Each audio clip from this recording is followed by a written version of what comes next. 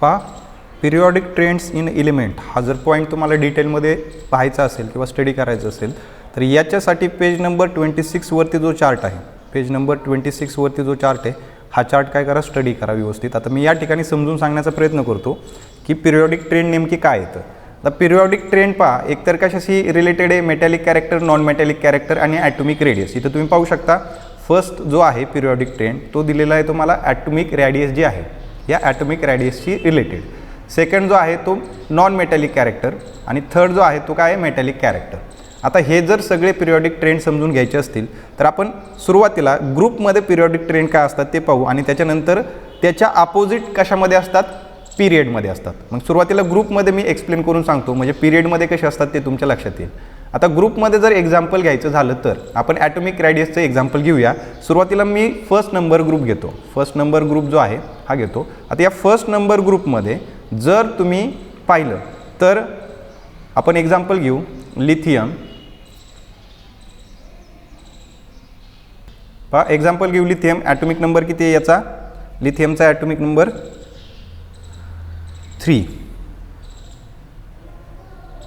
त्याच्यानंतर sodium, सोडियमचा atomic number किती आहे 11. आणि त्याच्यानंतर हे पहा पोटॅशियम, याचा ॲटॉमिक नंबर किती आहे पोटॅशियमचा 19. तर या तिघांचं एक्झाम्पल घेऊ किंवा तुम्ही हायड्रोजन घेतला तरी चालेल, हायड्रोजन 1, पोटॅशियम नाही घेतला तरी चालेल.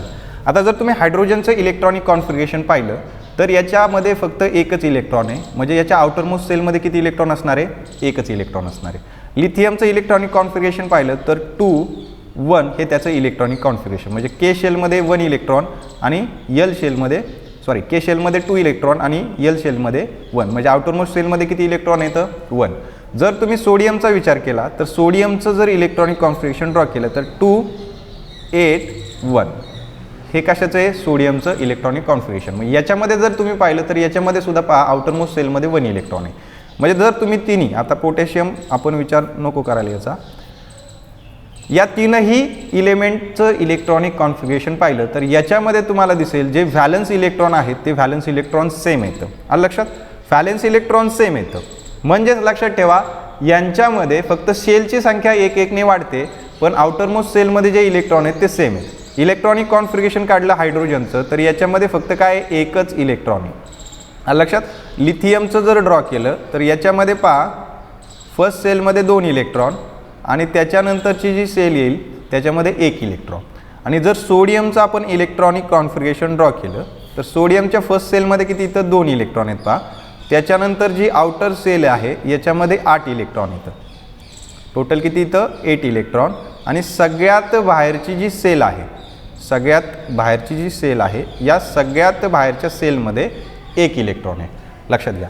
आता तुमच्या लक्षात येईल की याच्यामध्ये व्हॅलन्स इलेक्ट्रॉनची संख्या सेम आहे प्रत्येक इलेमेंटमध्ये, पण यांचं जे व्हॅलन्स सेल आहे म्हणजे शेलची संख्या याच्यामध्ये एकच होती हायड्रोजनमध्ये, लिथियममध्ये 2 झाल्या, सोडियममध्ये किती इथं 3. आता जसजशी सेलची संख्या वाढते तुम्हाला माहिती आहे न्यूक्लियस आणि आउटरमोस्ट सेलमधलं जे डिफरन्स आहे म्हणजे डिस्टन्स आहे ते डिस्टन्स इन्क्रीज होत चालणार आहे. मग सगळ्यात कमी डिस्टन्स कोणामध्ये असणार आहे, ज्याच्यामध्ये 1 सेल आहे म्हणजे हायड्रोजनमध्ये, मग याची ॲटॉमिक रेडियस सगळ्यात कमी असणार आहे. लिथियमची कशी असणार आहे, हायड्रोजनपेक्षा जास्त, आणि सोडियमची पाहिली तर या दोघांपेक्षा जास्त. आता जर यांची पोझिशन पाहिली तुमची तर 1 नंबरला हायड्रोजन आहे पहा. जर आपण पिरियॉडिक टेबलमध्ये जर लिहिलं तर हायड्रोजन या ठिकाणी आहे, त्याच्यानंतर काय आहे लिथियम आणि त्याच्यानंतर सोडियम. मग तुमच्या लक्षात येईल जर तुम्ही एका ग्रुपमधून अपवर्ड डायरेक्शनकडून डाऊनवर्ड डायरेक्शनकडे जाल, अपवर्ड डायरेक्शनकडून डाऊनवर्ड डायरेक्शनकडे जाल त्यावेळेस ॲटॉमिक रेडियस काय होते, वाढत चालते. पहा तुम्ही हायड्रोजनची कमी, लिथियमची जास्त, सोडियमची त्याच्यापेक्षा जास्त. म्हणजे फर्स्ट नंबरचा पॉईंट तुमच्या लक्षात आला असेल की ज्यावेळेस तुम्ही डाऊन टू अ ग्रुप जाताल म्हणजे एका ग्रुपमध्ये अपवर्ड डायरेक्शनकडून डाऊनवर्ड डायरेक्शनकडे जाताल त्यावेळेस जी ॲटॉमिक रेडियस असते ती ॲटॉमिक रेडियस इन्क्रीज होते. याचं रिझन मी तुम्हाला या ठिकाणी सांगितलं ॲटॉमिक रेडियस कशी इन्क्रीज होते. आता लक्षात घ्या जसजसं तुम्ही अपवर्ड डायरेक्शनकडून डाऊनवर्ड डायरेक्शनकडे जाल तसतसं न्यूक्लियस आणि आउटरमोस्ट जो इलेक्ट्रॉन आहे त्याच्यामधलं जे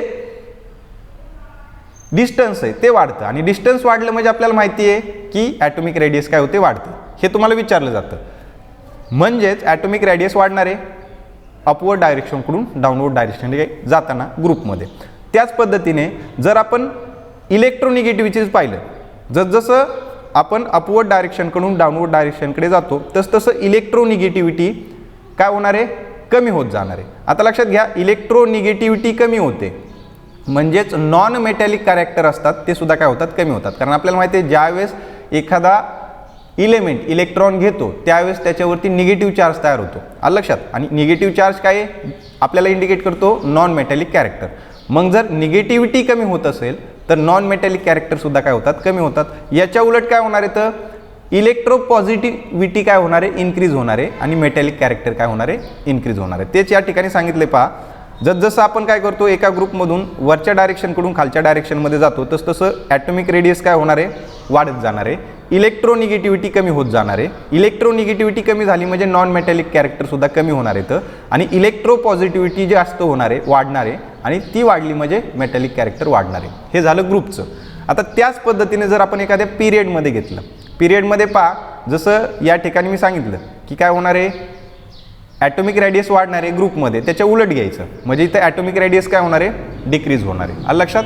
त्याच्यानंतर इलेक्ट्रोनिगेटिव्हिटी इथं डिक्रीज होत होती ग्रुपमध्ये, तर पिरियडमध्ये ती काय होणार आहे, इन्क्रीज होणार आहे. पहा तुम्ही जर लेफ्ट हँड साईडकडून राईट हँड साईडकडे गेलात, तुम्हाला माहिती हे जे सगळे आहेत हे सगळे काय येतं, मेटल्स आहेत बरोबर. इकडे काय येतं, नॉन मेटल. झिगझॅग लाईनवरचे जे दाखवलेले आहेत हे काय येतं, मेटलॉइड आहेत. मग तुम्ही एक गोष्ट लक्षात ठेवा, इकडे काय होणार आहे, इलेक्ट्रोनिगेटिव्हिटी काय होणार आहे, वाढणार आहे. जसं तुम्ही कुठं जाल इकडून इकडे जाल इलेक्ट्रोनिगेटिव्हिटी वाढणार आहे, नॉन मेटॅलिक कॅरेक्टरसुद्धा काय होणार आहेत, वाढणार आहेत. मग इलेक्ट्रोनिगेटिव्हिटी वाढते म्हणजे इलेक्ट्रो पॉझिटिव्हिटी काय होणार आहे, कमी होणार आहे आणि मेटॅलिक कॅरेक्टरसुद्धा काय होणार आहे, तर कमी होणार आहेत. हे आहेत पिरियॉडिक ट्रेंड. कोणते तरी एक लक्षात ठेवा, ग्रुपचे लक्षात ठेवले ना तुम्ही ॲटोमॅटिकली पिरियडचे लिहू शकता. ग्रुपमध्ये लक्षात ठेवा, वरून खाली जाताना अपवर्ड डायरेक्शनकडून डाऊनवर्ड डायरेक्शनकडे जाताना ॲटॉमिक रेडियस वाढते, इलेक्ट्रोनिगेटिव्हिटी कमी होते. इथं दिलेले इलेक्ट्रोनिगेटिव्हिटी कमी होते त्याच्यामुळे नॉन मेटॅलिक कॅरेक्टरसुद्धा कमी होतात.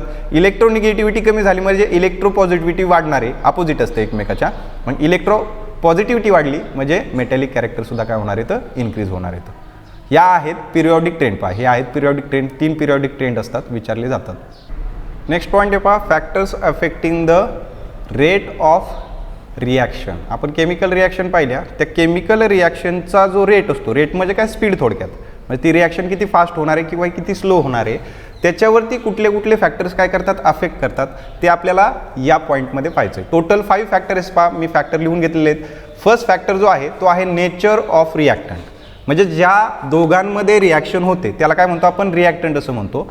त्या रिॲक्टंटचं जे नेचर आहे त्या नेचरवरती काय असतं, फॅक्टर्स.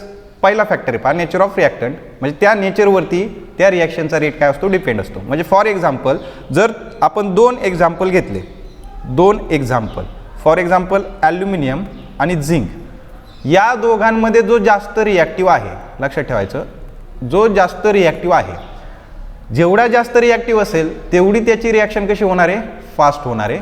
आणि जर लेस रिॲक्टिव्ह असेल, लेस रिॲक्टिव्ह मेटल असेल किंवा एखादा इलेमेंट असेल त्याची रिॲक्शन कशी होणार आहे, स्लो होणार आहे. लक्षात ठेवा. मग नेचर ऑफ रिॲक्टंटमध्ये तुम्ही लिहू शकता की ज्या रिॲक्टंटची रिॲक्टिव्हिटी, लक्षात, रिॲक्टिव्हिटी जास्त असेल त्याची रिॲक्शन कशी होणार आहे, फास्ट होणार आहे. आणि ज्याची रिॲक्टिव्हिटी कशी असणार आहे, स्लो असणार आहे, त्याची रिॲक्शन कशी होणार आहे, ज्याची रिॲक्टिव्हिटी कशी असणार आहे, कमी असणार आहे, त्याची रिॲक्शन कशी होणार आहे, स्लो होणार आहे. हा झाला पहिला. नेचर ऑफ रिॲक्टंटमध्ये एकच गोष्ट लक्षात ठेवायची, जे रिॲक्टंट आपण घेतो त्यांची रिॲक्टिव्हिटी पाहायची. ज्याची रिॲक्टिव्हिटी जास्त त्याची रिॲक्शन फास्ट होणार आहे, ज्याची रिॲक्टिव्हिटी कमी त्याची रिॲक्शन कशी होणार आहे, स्लो होणार आहे. हा झाला पहिला पॉईंट. मग याच्यामध्ये जर तुम्ही काय केलं, ॲल्युमिनियम आणि झिंक याच्यामध्ये जर रिॲक्शन पाहिली सेम हायड्रोक्लोरिक ॲसिडमध्ये, ज्याची रिॲक्टिव्हिटी याच्यामध्ये जास्त असणार आहे त्याची रिॲक्शन फास्ट होणार आहे आणि ज्याची रिॲक्टिव्हिटी कमी असणार आहे त्याची रिॲक्शन कशी होणार आहे, स्लो होणार आहे. सेकंड पॉईंट काय सांगितलं आहे, साईज ऑफ द पार्टिकल. आता सपोज तुम्ही एक्झाम्पल घेतलं, शहाबाद टाईल्स जर पाहिली, म्हणजे शहाबादी फरशी म्हणतो आपण, त्याचे जर तुम्ही काय घेतले, तुकडे घेतले, असे जर काय घेतले, तुकडे घेतले आणि दुसरं काय घेतलं, त्याची पावडर घेतली. पहा काय घेतली, पावडर घेतली. आता याच्यामध्ये जर तुम्ही पाहिलं तर फर्स्ट नंबरला जे तुकडे घेतलेले आहेत आपण, पीस घेतलेले, तर याच्यामध्ये जी पार्टिकलची साईज आहे ती कशी आहे, मोठी आहे, लार्ज आहे. आलं लक्षात. आणि सेकंड जी पावडर घेतलेली आहे, या पावडरमध्ये जे पार्टिकल्स असतात या पार्टिकलची साईज कशी आहे, छोटी आहे, स्मॉल आहे. मग एक गोष्ट लक्षात ठेवायचं, रिॲक्टंटच्या पार्टिकलची साईज जेवढी मोठी असेल तेवढी रिॲक्शन कशी असते, स्लो होते. रिॲक्शन कशी होणार आहे, स्लो होणार आहे. आणि रिॲक्टंटच्या पार्टिकलची साईज जर छोटी असेल, जेवढी छोटी तेवढी रिॲक्शन कशी होणार आहे, फास्ट होणार आहे. हा झाला सेकंड पॉईंट. म्हणजे पार्टिकलची साईज, जे रिॲक्टंट आहेत, 2 रिॲक्टंट असतील किंवा 2पेक्षा जास्त असतील, त्यांच्या पार्टिकलची साईज जर तुम्ही मोठी घेतली तर रिॲक्शन कशी होते, स्लो होते. आणि जर पार्टिकलची साईज कशी घेतली, छोटी घेतली, तर त्यांची रिॲक्शन कशी होणार आहे, फास्ट. याच्यामध्ये तुम्ही एक्झाम्पल लिहू शकता कशाचं, शाहबाईट टाईलचे तुम्ही काय घेतले, तुकडे. तुकडे म्हणजे काय, पीस घेतले. आणि काही ठिकाणी काय घेतले, पावडर घेतले. पावडरची रिॲक्शन फास्ट होणार आहे कारण साईज ऑफ पार्टिकल कमी आहे, लक्षात. आणि जे आपण पीसेस घेतले होते याची रिॲक्शन कशी होणार आहे, स्लो होणार आहे कारण याच्या पार्टिकलची साईज कशी आहे, जास्त. त्याच्यानंतर येतं पहा कॉन्सन्ट्रेशन. आता लक्षात घ्या, रिॲक्टंटचं कॉन्सन्ट्रेशन जे आहे, कॉन्सन्ट्रेशन जेवढं जास्त असतं, म्हणजे जे जास्त मोर कॉन्सन्ट्रेट जे सोल्युशन असतात किंवा जे रिॲक्टंट असतात त्यांची रिॲक्शन कशी होते, फास्ट होते. जसं आपण रिॲक्टिव्हिटी पाहिली तेच सेम इथे. ज्यांचं कॉन्सन्ट्रेशन हाय असणारे, हाय कॉन्सन्ट्रेशन रिॲक्शन असणारे, हाय कॉन्सन्ट्रेशन असणारे जे रिॲक्टंट आहेत त्यांची रिॲक्शन कशी होणार आहे, फास्ट होणार आहे.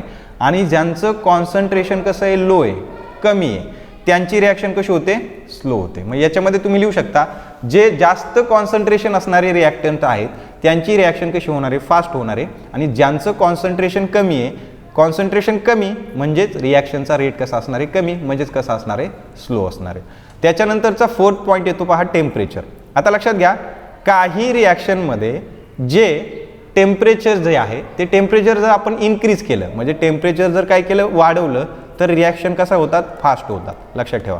आणि जर रिॲक्शनमध्ये टेम्परेचर कमी केलं तर रिॲक्शन कशा होतात, स्लो होतात. म्हणजे तुम्ही लिहू शकता की एखाद्या रिॲक्शनमध्ये जर आपण रिॲक्टंटचं टेम्परेचर इन्क्रीज केलं तर रिॲक्शनचा रेट आहे तो वाढतो, म्हणजे रिॲक्शन फास्ट होतात.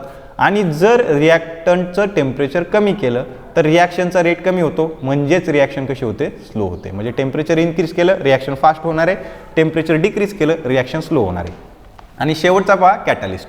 आता वरचे 4ही पॉईंट काय केले तुम्ही, म्हणजे नेचर ऑफ रिॲक्टंट काय घेतलं, हायली रिॲक्टिव्ह घेतला, साईज ऑफ पार्टिकल कमी घेतली, कॉन्सन्ट्रेशनसुद्धा जास्त घेतलं आणि टेम्परेचरसुद्धा जास्त घेतलं, तरीसुद्धा रिॲक्शनचा रेट वाढत नाही.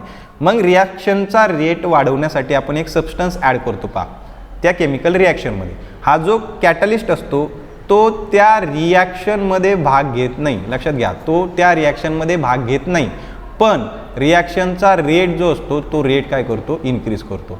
त्याला काय म्हणतो आपण, कॅटलिस्ट. कॅटलिस्ट म्हणजे असा सबस्टन्स जो रिॲक्शनमध्ये भाग घेत नाही पण त्याच्या प्रेझेन्समुळे रिॲक्शनचा रेट काय होतो, इन्क्रीज होतो. मग लक्षात ठेवायचं, जर आपण एखाद्या रिॲक्शनमध्ये कॅटलिस्ट ॲड केला तर त्या केमिकल रिॲक्शनचा रेट ॲटोमॅटिकली काय होणार आहे, इन्क्रीज होणार आहे. हे 5 फॅक्टर असतात पहा, या 5 फॅक्टरवरती रिॲक्शनचा जो रेट आहे तो डिपेंड असतो. पहिला फॅक्टर काय, नेचर ऑफ रिॲक्टंट. याच्यामध्ये मी सांगितलं, ज्याची रिॲक्टिव्हिटी जास्त त्याची रिॲक्शन फास्ट होणार आहे, ज्याची रिॲक्टिव्हिटी कमी त्याची रिॲक्शन स्लो होणार आहे.